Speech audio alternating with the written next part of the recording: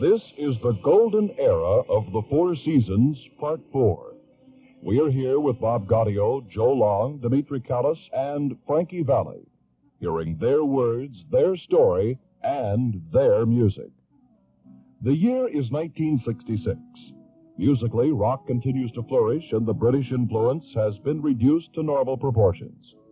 The recording of Working My Way Back to You, which we heard in the last hour, was the first time since 1963 recording of Candy Girl that an outside songwriter, that is, someone other than Bob Gaudio or Bob Crewe, was used. Any particular reason for that? No, Hang On was the Hang On. Bob's on that. Well, Bob has, yeah, he does. He changed the word, I think, in that one. But Sandy Linzer and Denny Randall. Boy, am I going to get some phone. Well, we can cut that one. Sandy Linzer and Denny Randall and Bob Crewe wrote Let's Hang On. And so they were submitting songs for the next few months. And they wrote Opus and they wrote Working also. The next single by the group, as you mentioned, was Opus 17. Frankie, what do you remember about it? Opus 17 was written by Sandy Linzer and Denny Randall, who I thought and still think were two of the finest writers this business has ever had. For some strange reason or other, success tore them apart.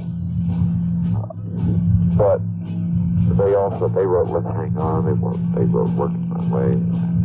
It was a great song. Opus 17 was one of the best things they've ever written.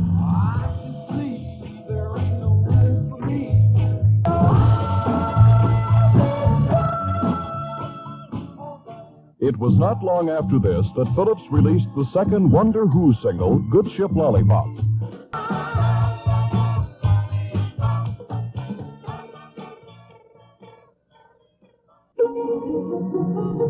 The next single for the group was the Cole Porter standard, I've Got You Under My Skin, and it was a hit.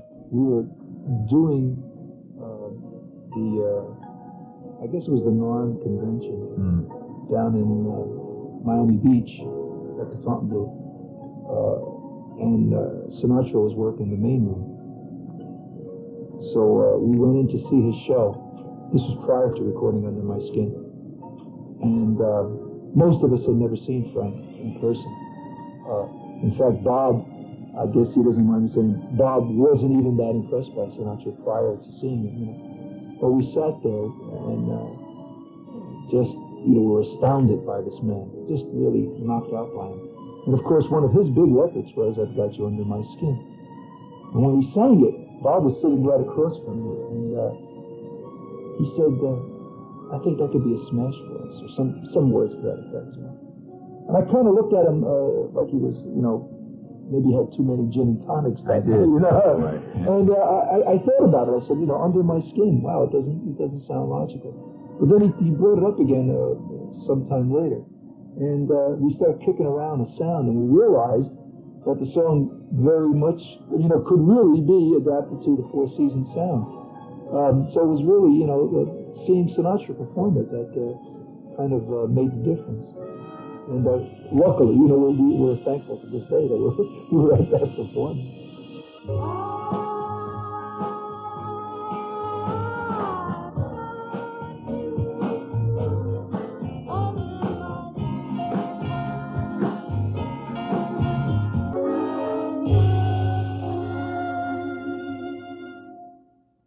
In 1966, a decision was made for Frankie to record solo.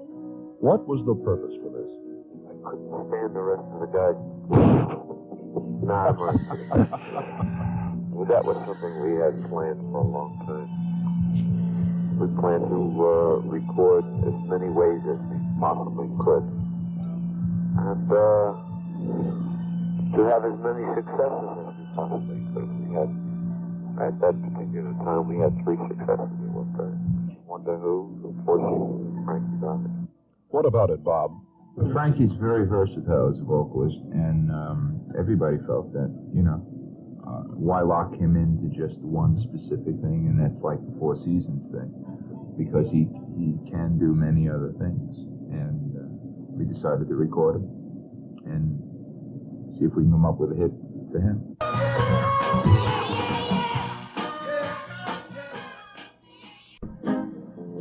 The first Frankie Valli solo hit was You're Gonna Hurt Yourself in September 1966. You're Gonna Hurt Yourself was written by Bob Crewe and Charlie Colella. And the first time I heard the song, I really flipped over it. They had done it with someone else. Not too much happened with it, so finally I got around to doing the song. And it was, I love the song. You know, I don't like recording anything that I don't like. Unless the producer absolutely feels that it's a smash, and then I might go along with it, but I have to at least like it. And I really did like You're Gonna Hurt Yourself a whole lot. I thought it, you know, was a great song.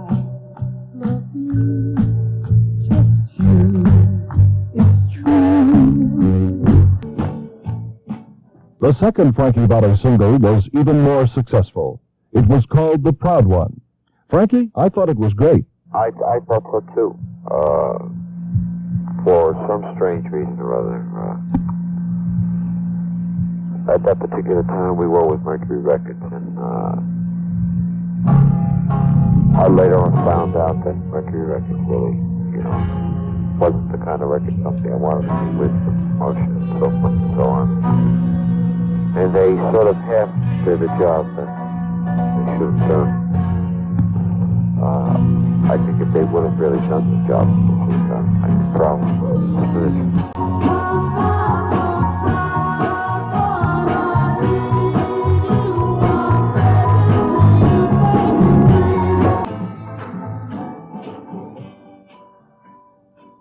That record was certainly a hit in the top 30, anyhow. I don't remember that being, I mean, I know it was a chart record, but I don't remember it being that high up.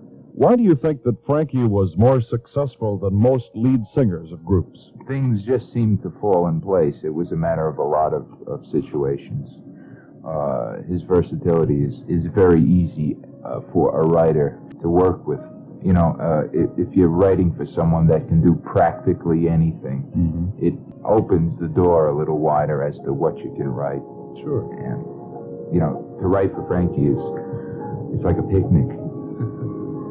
You have so many different ways you can go. I mean, I'm not saying that they're all going to sound like singles, but at least you have a shot at knowing you can write 3 or 4 different songs in 3 or 4 different bags and go in and see if they're going to come off as a single.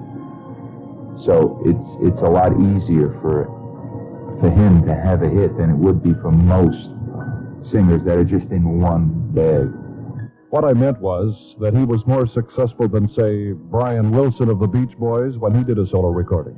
Well, we were the first group to have a group having a hit and a lead singer of the group having a hit at the same time and still have the unit together. And again, that's because of his versatility. We tried as much as possible when we went in to record Frankie, because he is versatile enough, not to have him sound like a Four Seasons record, which I think was the mistake that Brian Wilson made. Brian's records seemed to just sound like the Beach Boys. I mean, Brian Wilson's voice was that sound, you know. Frankie, because of his versatility, could do Can't Take My Eyes Off You with no group parts on the record, with a legit band, still have something happening other than a Four Seasons sound. Frankie Valli's success as a solo artist was phenomenal.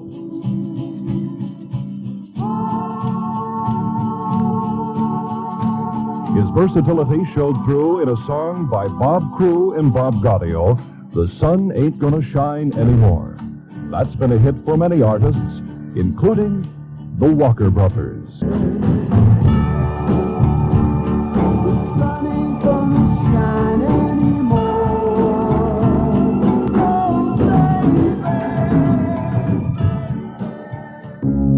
Phillips Records then released the second gold vault of hits that included many of the original hits by the group, including Sherry, Big Girls Don't Cry, Candy Girl, and a single originally on BJ called Peanuts that was done originally by Little Joe and the Thrillers in 1957. Late in 1966, Phillips released the third single by the Wonder Who, called You're Nobody Till Somebody Loves You. The group single release was a different sound called Tell It to the Rain. Yeah, I just remember hearing the song and saying, wow, it sounds like a hit song, period. Let's give it a shot. This record certainly represented a musical change for the group. Had you been planning a change in sound?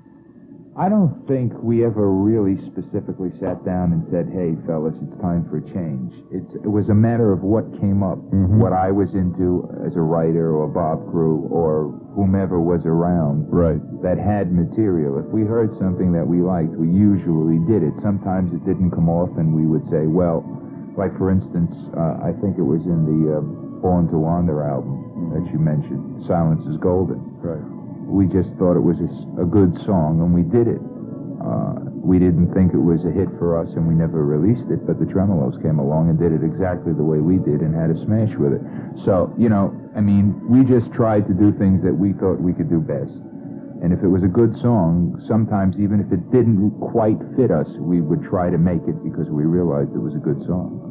The next single release was called Beggin'. Same situation. We just thought we had a good song to get into and see what would come out of it. Put your loving hand out, baby. I'm begging you to understand that I tried so hard to see. Early spring 1967, Frankie Valli had his biggest solo hit, a song that's been done by countless singers since, a monster smash called Can't Take My Eyes Off of You. Bob called me one night. My wife and I went to his house, and he said, do you want to hear a number one song? Sure, I always want to hear a number one song. Anyway, we went down to his music room, and he didn't even have lyrics. He just had little bits and pieces of lyrics. He knew he had the title, and he had the instrumental interlude, da da da da da da da da da. And he had that down, and he was just playing these things, and both my wife and I just kind of looked at each other and said, "Wow, this is sensational." Short time later, when he completed the song, we went in and recorded it. And then, by the way, I left one thing out. I say my wife. At that time, she was my fiance. We got married shortly after we recorded the thing. And then we went away on our honeymoon, and when I came back, we were in a limo, and we turned on the radio back there, and we heard this guy on one of the New York stations saying, and now the number one song, and we heard Can't Take My Eyes Off You, It was beautiful. Can't take my eyes off you. I love you, baby. Trust in me. Your reaction when that became a number one hit? Yes, Can't Take My Eyes Off You. And that record, believe it or not, took an awful lot of work. And it also proved my theory as to the record company and how hard they work the record and so forth and so on. I went out and personally worked that record myself. We hired independent promotion men to work the record. It took about, must have taken at least 8 weeks to break that record. Thus we come to the end of Part 4 of the golden era of the Four Seasons. We've heard that the group was bringing in outside songwriters, that Frankie Valli was highly successful as a solo artist without leaving the context of the group, and that the group showed no signs of musically slacking off. In the next chapter, we'll hear of the second big Wonder Who hit, more Frankie Valli successes, a musical change for everyone, and a big Carole King hit redone by the Seasons. All of this next on the golden era of the Four Seasons.